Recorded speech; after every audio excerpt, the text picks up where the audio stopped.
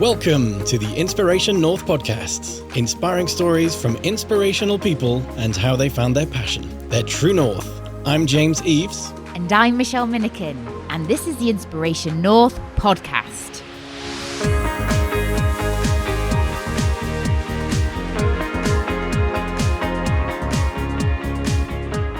Today's episode, driven by the idea of making change with Amin Sorour. We talk about how you don't always have to get things done, just feel like there's progress, choosing training from a strengths focus, and how he sees the pyramids every day, but never goes there. Amin stands at the forefront of the fast-changing organisation development human resources sector, known for his tireless work ethic and enhancement approach to organisation and people development. With more than 15 years' experience in HR, Amin currently works as Regional HR Manager, responsible for the Middle East and North Africa for a European pharmaceutical company. He has a profound interest and passion to contribute immensely to the strength-based movement and the notion of self-managed teams, devoting himself to promote autonomy, intrapreneurship and collective intelligence as key drivers of organisational growth and human performance. Amin is a committed and proud husband and father of twin boys. Good afternoon to you, Amin. Great to actually speak with you and meet you finally. How are you doing today? Thank you. Good afternoon, James and Michelle. I'm very pleased to be with you today. As everything's fine. We are approaching the winter and the weather is becoming better in Egypt. It's not quite as super hot as normal. What sort of temperatures do you have at the moment? I think we are below 30s, which is a good thing for us. A bit more acceptable, yes. I think we like it around 20 degrees. That's good for us. Yeah, that's a fantastic time in the year. Yeah. Moving from the summer to the winter, it's a good shift for us. That's the best idea. Well, we love summer because of the holidays and all these things, but in day-to-day activities, winter is much better. Mm. Where do you live in Egypt? Yeah, in Cairo.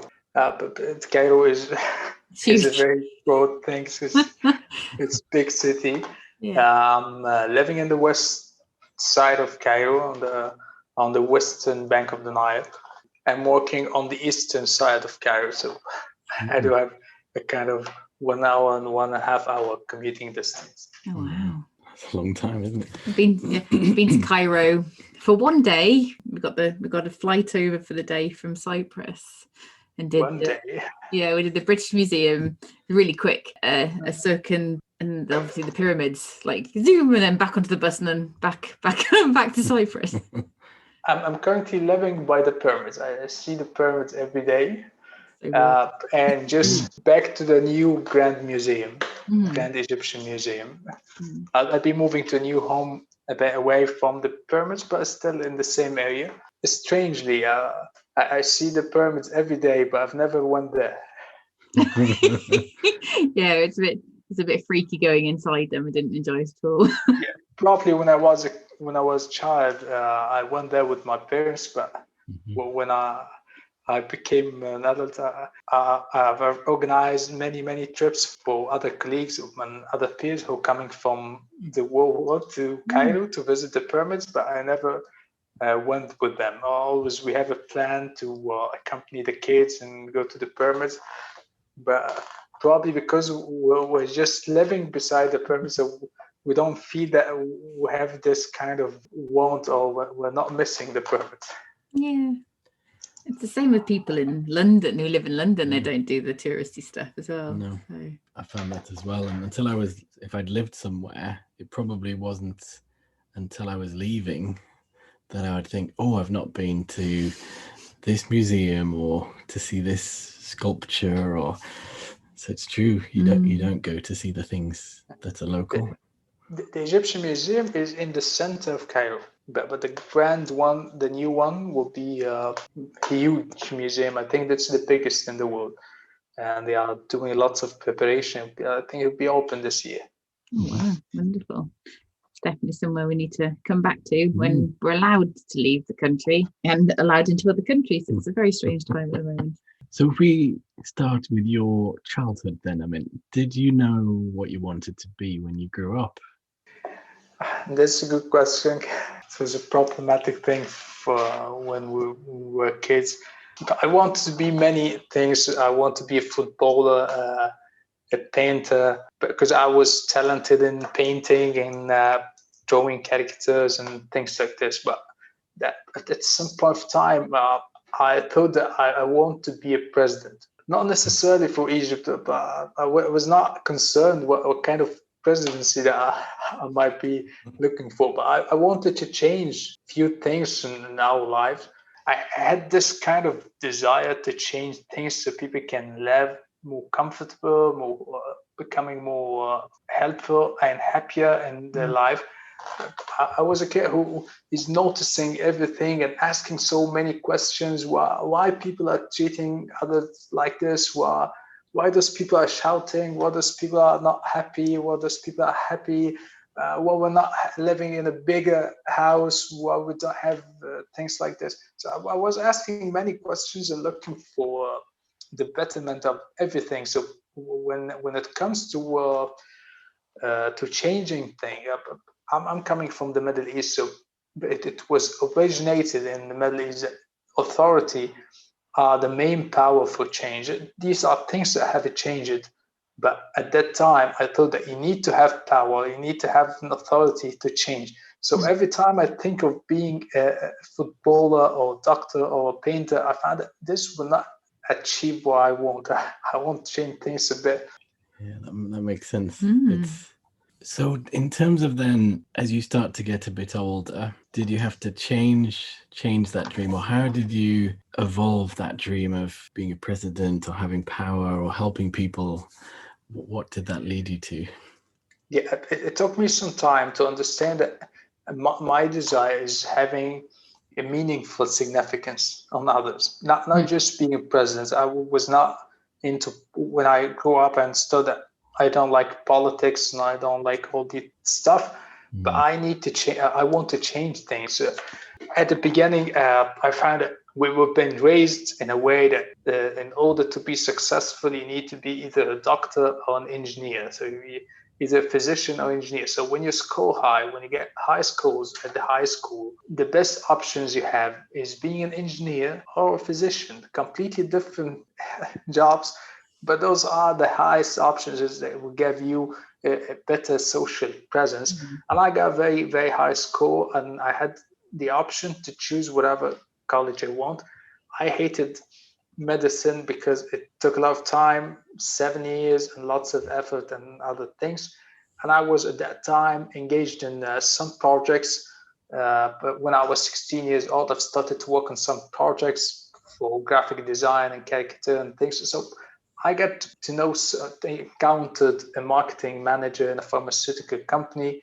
So I get to explore a bit what they are doing and how I can help with this kind of graphics and animation. I worked on a project that I had no idea what was happening, but I was just creating characters and moving them the way they want and the way I can express it as a kind of child at the time. And I was super happy earning money and doing something that I'm happy with and I'm good at. I couldn't see painting and caricature as my passion. It's something that I'm good at, but not really passionate about.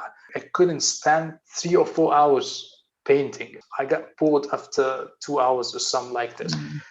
So I understood that I got a passion to the pharmaceutical industry as a kind of business, not from the scientific perspective, being a researcher or something like this. But while I was reading a lot and I was interested to know more about everything, I had lots of books, and I reached the point that I was exchanging books just to save money. I was reading a lot. I was interested to know everything about the hero stories and everything, but I hated fiction. I couldn't bear with the science fiction, and I've changed a lot when I got a bit older. But when I was young, I wanted to have this kind of realistic achievement. I couldn't read about things that do not happen. But I was hating Superman and Batman and all these characters, which I became a fan when I became an adult. Became a fan of all these hero thing and Avengers, all these things. But when I was young, I was really interested in reality and having something that is really practical that can be changed, not just dreaming about it.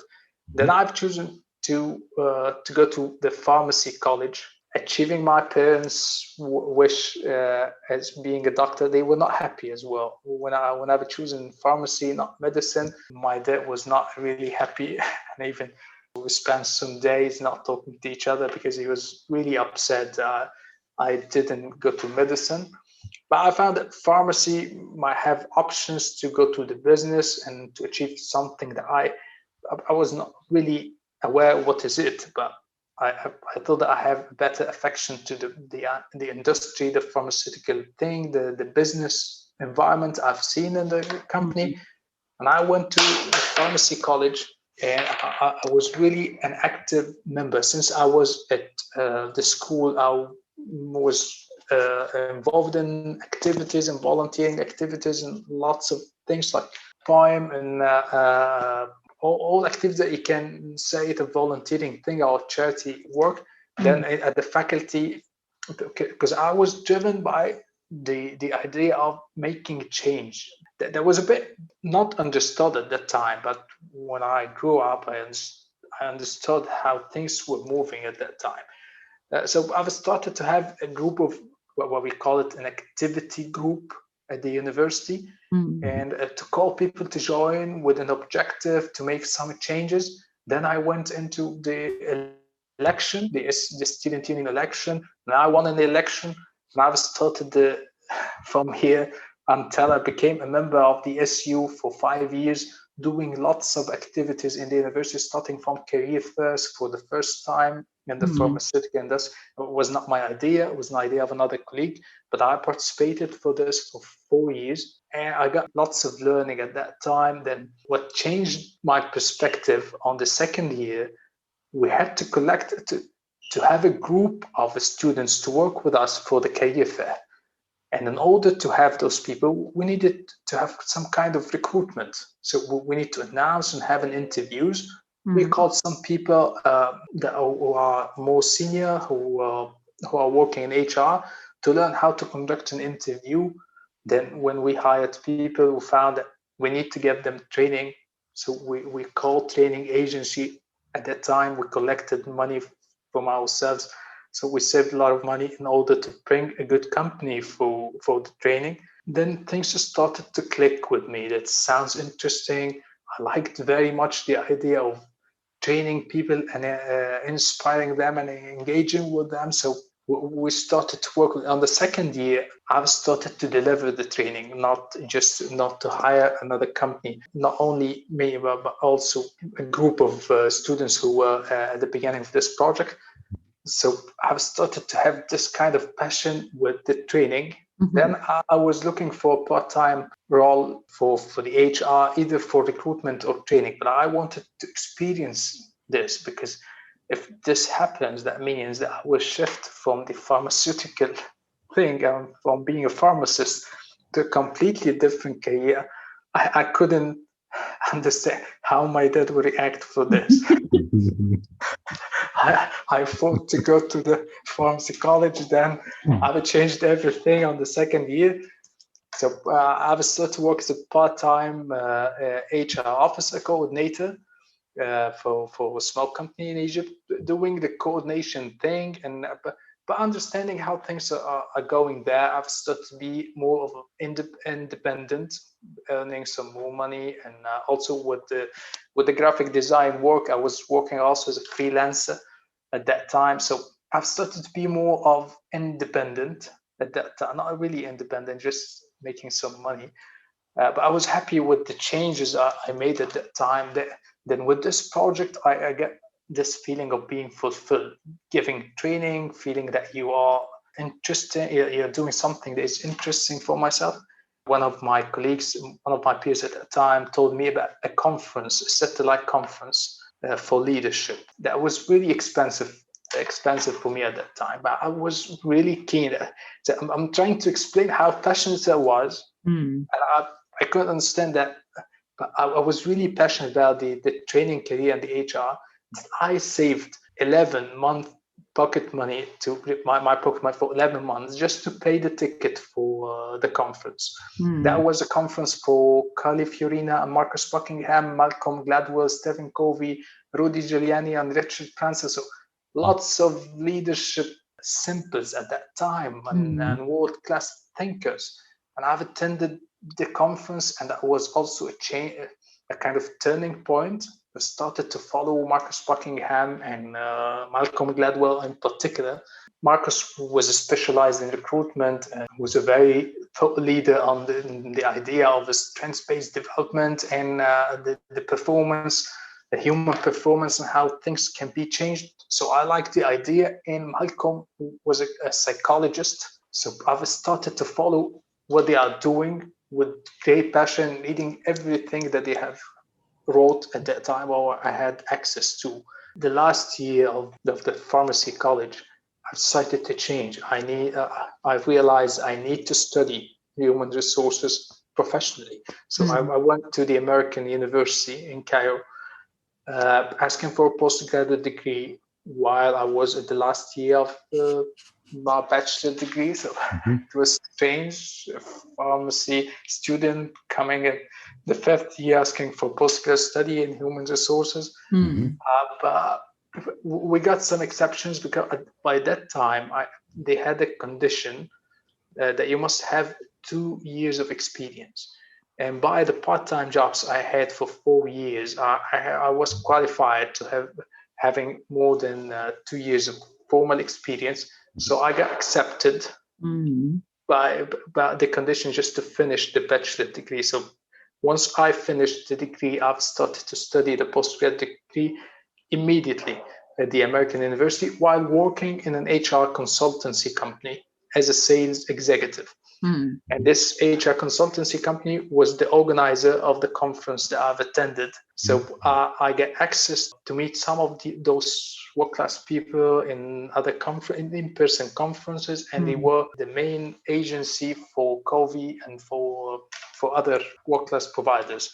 So it was a fantastic opportunity to sell something that you love and you're interested in, studying human resources, which was super easier than the pharmacy. I can imagine. It's not a postgraduate degree when you compare it to the bachelor degree. So I was enjoying what I was doing. And then at some point of time, I was really interested to be a qualified trainer. I've asked my manager, and he told me that's so early. You're just graduated and you're working in sales. So we might consider it in the future.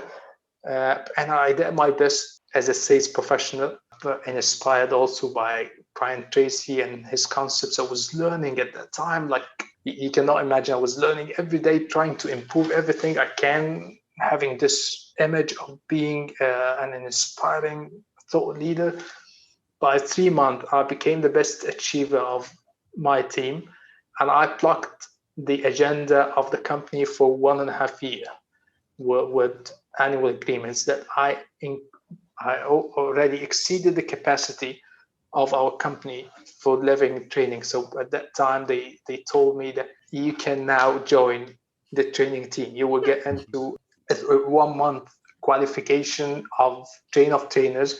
And if you pass the assessment, you can join us as a junior trainer for students, for junior employees, fresh graduates, and you can work from this. And I've done this, and I've started to work as in an HR, more interesting, more of professional HR person or trainer for some time. Then I moved to the pharmaceutical industry again as a medical representative for a few months. I got some achievements, but I moved to the pharmaceutical industry for a reason. I was certified sales trainer at that time. So I was very specialized in sales, and I wanted to have a record, something that I can share with the audience. I cannot speak about the concepts and the theories all the time. I wanted to share some experience, and I'm a pharmacist, so I do have a good opportunity to work in the medical field as a medical representative, which is a tough and challenging job. So I worked at an American multinational company for a few months, and I got lots of achievement at that time. I got satisfied. Then I decided, I finished the postgrad study, and I decided at the time it's time to start just in HR.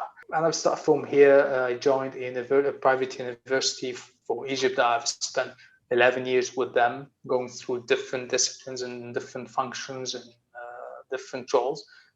Then I went back as the regional HR manager to the pharmaceutical industry again, with a European pharmaceutical company here.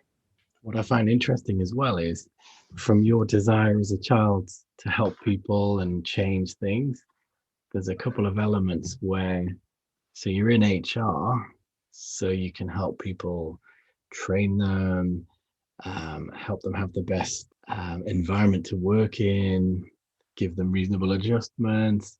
But then working in pharmaceuticals, the wider impact of the products in the marketplace, you're also helping to help people.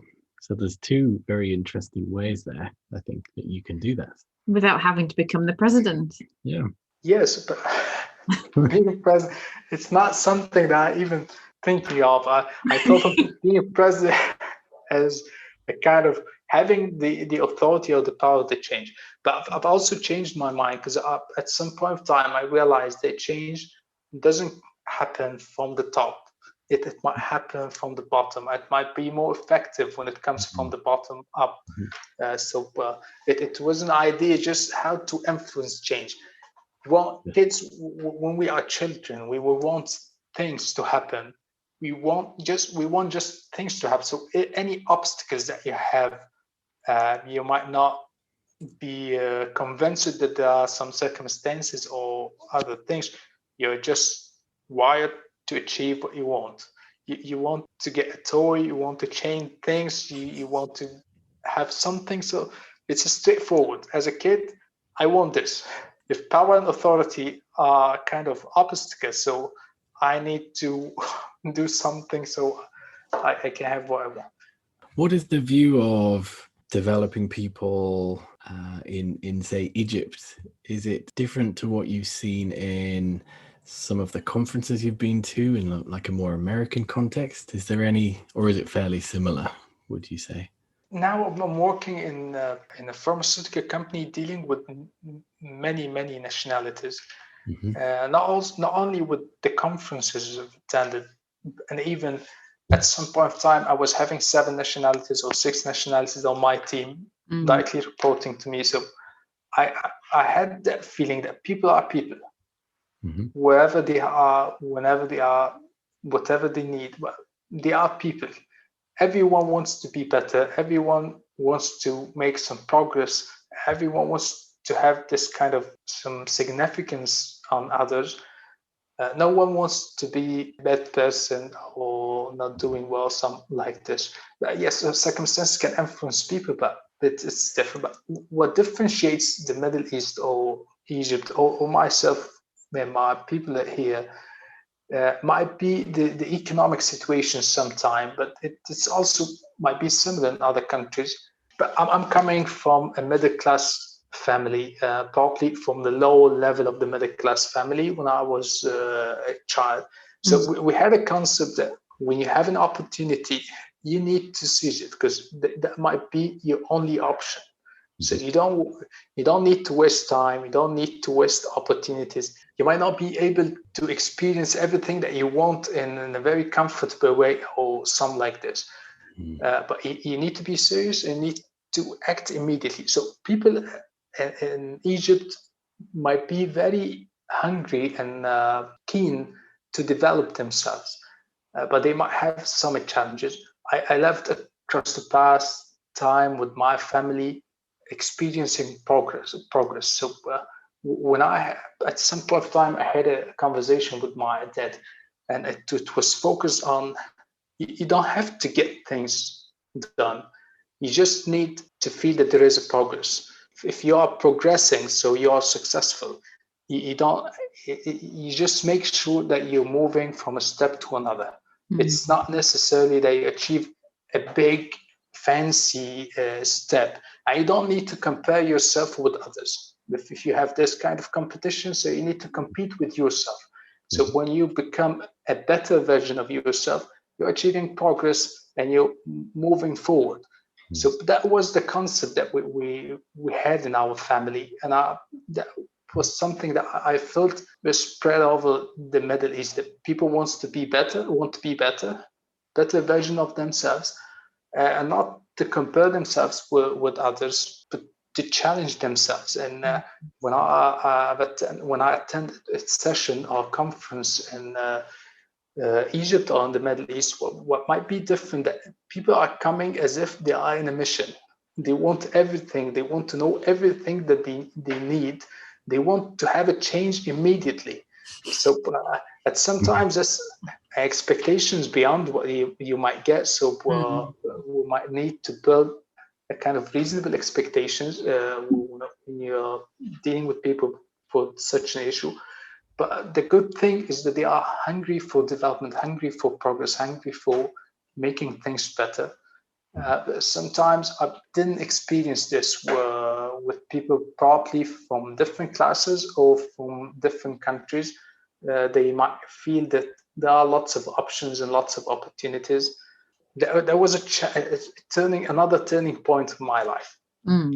So I understand how people might be very, very educated and very scientific and doing lots of effort, but they will not make the change you want them to do unless you look at things completely differently, from a different perspective. And you don't have to have the experience or the badge of being a professor of X or getting all the certifications in the world. You might have a kind of very tiny thing to change, to make a huge difference. On 2011, I was promoted to a training and organization development manager at the university. That was my second promotion and my second managerial position. I got married at that time. Just when I was promoted, I got married, and I took a vacation for almost 20 days on the first month of the promotion. But that promotion was conditioned with a set of achievement for the first year. Training and development in the university was a very notorious file. Lots of investment and lots of effort, but results are not as expected. And I came to this position as a recommendation from the former manager, who was kind of expert in this field, coming with 10 years of experience in Canada and Singapore, and he's now in Austria. He was one of my mentors who influenced my life, and he came to this position as a recommendation from me. Then I came to the position following him as a recommendation from him. But this position was just for 1 year, and as a deputy for a training manager. And people in the university used to have training managers at this position from MIT University, from Berkeley, with the white hair effect. And I was 27 years at that time, or 26 years. So that was strange for them. I was a bit strange for me, because almost all people who are reporting to me at that time were older than me.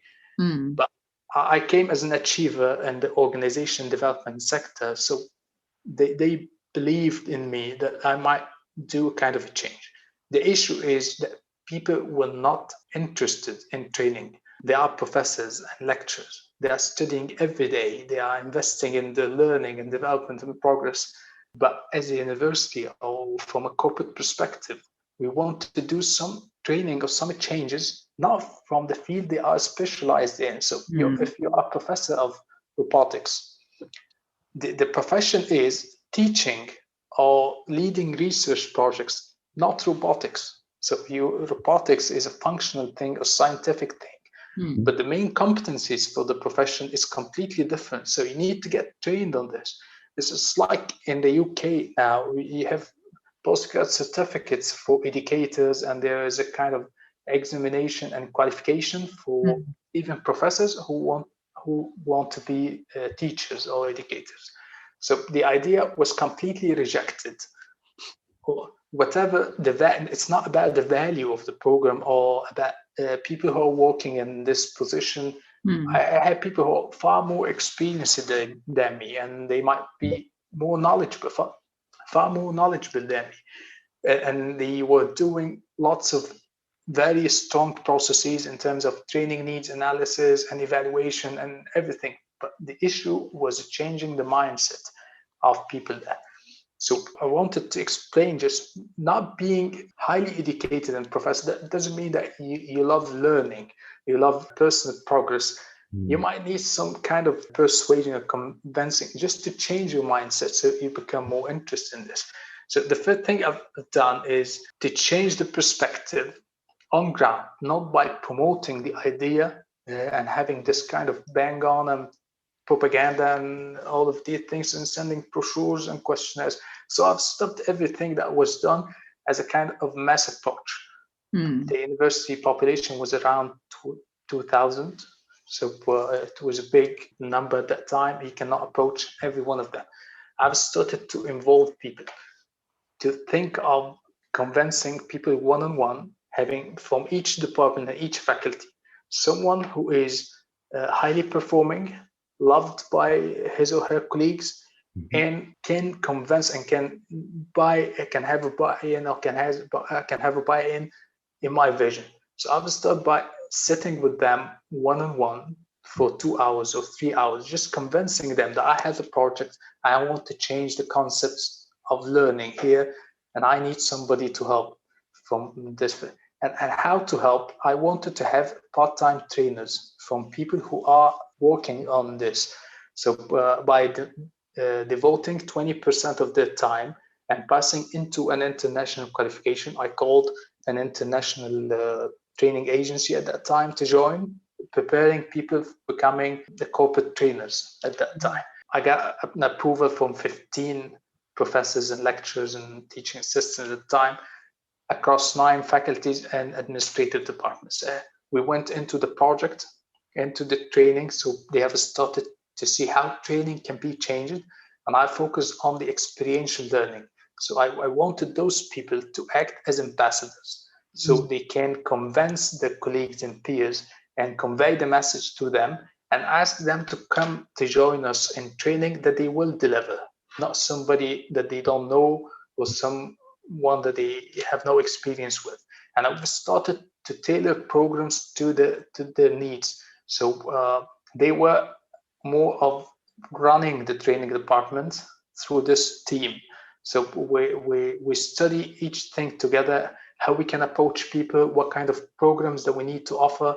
And the agreement was to have the training more fun, more experiential than being theoretical, because they are teachers. And we want them not to feel that they are students and they are being taught. We had a metaphor that for the trainer to be effective, if there is a stranger coming to the training room, he or she must not be able to identify or to pinpoint the trainer. He must be part of the group and promoting this collaborative and student-led learning thing.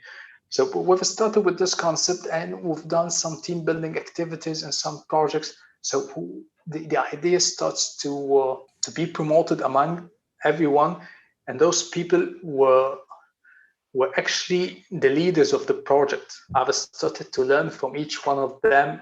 Some were delivering the training together, and from this perspective, I cannot at that time be the coach of them. That would not be also acceptable. So I got the idea of peer coaching.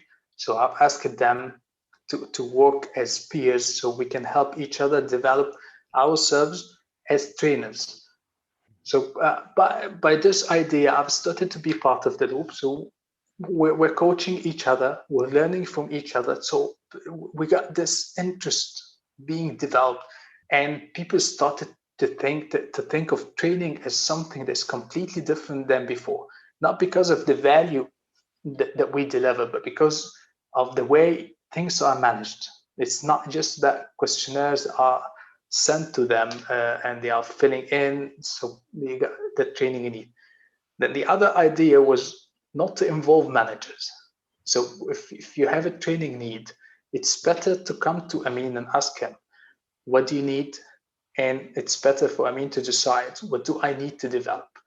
So from this perspective, I might be owning the project. I might have a say or a decision into my learning. So that was also helpful for us to move things forward. We advise people that you can talk to your manager, you can talk to your peers, you can consult them, but at the end, you need to make the decision, what training that you need, what area that you need to develop. From another perspective, at that time, I was interested in the work of Marcus Buckingham in terms of strengths-based development. So I've started to consult people and to talk to people about choosing training in the area of your strengths rather than choosing training in the area of weaknesses. The typical process in any organization is that the manager assigns people to a training program because they have a kind of shortcoming or an area of development. This is an old practice that never worked and will never work, and it doesn't work. When we shifted our focus to strength more than focusing on weaknesses and giving people to say to do this, the mind shift has been transformed. There was a kind of clear mind shift because I come to an old time. We came to training labeled that we have a defect, we have an issue, we have an area of development. That's something that we are not good at. On the other hand, when we are coming to training that we have made a decision to attend, we have clarified our need, the training is tailored and customized to the area we need to develop further, and it is aligned to our strengths. So we're coming here to participate and to share ideas. That was also another challenge. When you move from a teacher-led or trainer-centered training, trying to ask people to share their ideas and to participate, they are coming for something that they have a weakness in. They are not so strong with this point. So they are very afraid to share. They are reluctant to participate. So at that time, the trainer would say that this idea is not effective or this practice is not effective. But from another perspective, when people are coming enthusiastic, happy about this experience, they have stories to share, training becomes completely different. It's real learning than before. So with this kind of, I didn't get any super qualification. I was not the best manager at that time. Probably people before me were better. But with this approach, it was just including people. And the good thing is that people are coming from different perspectives, because getting people from the faculty of languages, faculty of engineering, and the pharmacy, medicine, dentistry. So people are coming with different ways of thinking, with different perspectives. So this contributed a lot to the development of our practice. It was really helpful for every one of us. I was having a kind of 5 years of experience in training, but I learned a lot from them. There was a professor that I remember him very much. His name was Zidane. He was a lecturer of dentistry. He's now in Saudi Arabia, I think. He had lots of requests to attend his training. Like people were jamming to attend, fighting to find a seat in his workshop. He was a super entertaining trainer, getting scores of satisfaction that never been achieved, and I think that will never be achieved in the future. We asked Zidane to give us a lecture how to be an entertaining trainer. At the beginning, I thought that Zidane's doing something that he's talented in, but he has no idea about this. But in the training, I found he has a methodology. He has a kind of the steps. He knows how to start the training, how to make fun of himself so people can interact and participate, and how to introduce topics in a very funny way. And most importantly, using stories and funny stories as a way of attracting people. So he has a very, very clear idea of how to become an entertaining trainer. Lots of us have developed this capacity, not to the level of Zidane, but we've improved a bit in the way we interact with the people, and difficult participants in particular. So we learned a lot of each other from each other at that point. There was a very, very stunning success story for myself, and I kept the promotion. I was successful as a manager, as a training manager at that time, with the help of all these people. They did the job, not me. I was just enabling them to do this. From a university that was delivering 3 training programs per year to 100 and plus trainings per year, almost 300 days of training, from less than 10% of people who are attending training, and they are just enforced to attend, to people who are fighting to find a seat in training. We started to develop policies just to limit the number of trainings that people can attend. So I'm trying to convince them that we're trying to have time to fulfill the requirements. So it's really interesting when you involve people, when you have this kind of possibilities. It's not also my credits, because the university management was believing in this. They supported me, and they helped me and gave me the access to use the time of those people, 15 professors and lecturers. So this is the beauty of collaboration. And by this, you can move people from a completely different perspective or orientation to learning to a completely different way. So whatever the culture is, wherever you are, wherever you live, there are always options to convince people to develop this passion into learning and to become more interested in development and progress. That's brilliant. Yeah. So thank you ever so much for telling us all that. That's really interesting. We talk about it a little bit on the Work Pirates podcast. So if we could take you back to your 18-year-old self, what sort of advice do you think you would want to give? I might study architecture.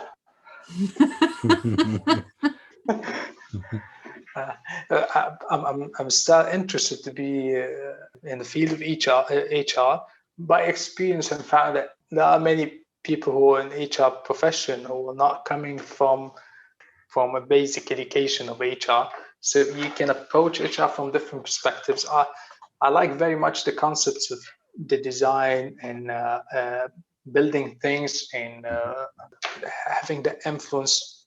Might not be a good architect, but I love the concepts. We have lots of architects in the family, so I like how interesting it is. It combines the design and the talents of drawing and painting with the concepts of making change, making some kind of tangible change in people's life. So that might be something that I would choose. And also another thing, I would advise myself to make risk earlier. So I would think of starting project, starting my own venture in an early stage, because it's difficult when you become older and become more responsible for others. You think twice when you make such a decision. I got a friend in the UK who is in entrepreneurship and intrapreneurship speaker and expert. He called it the bullshit point.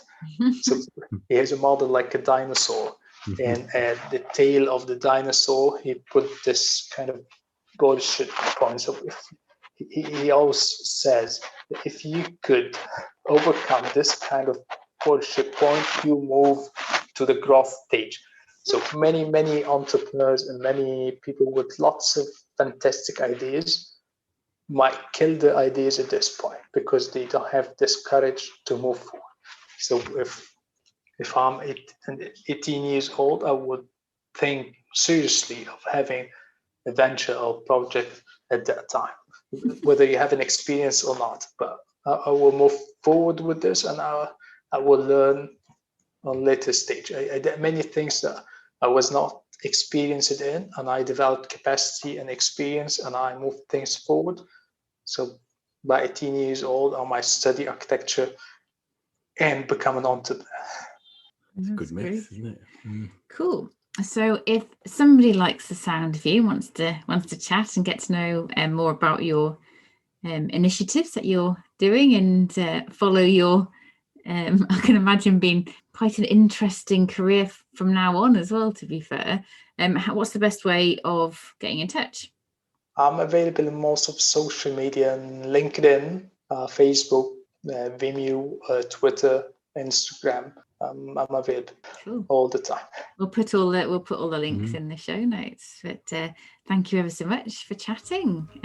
It's been really interesting. I think from our perspective of, we do similar things in organisations, so it's interesting See what's stuff. happening out in the world. Yeah, definitely.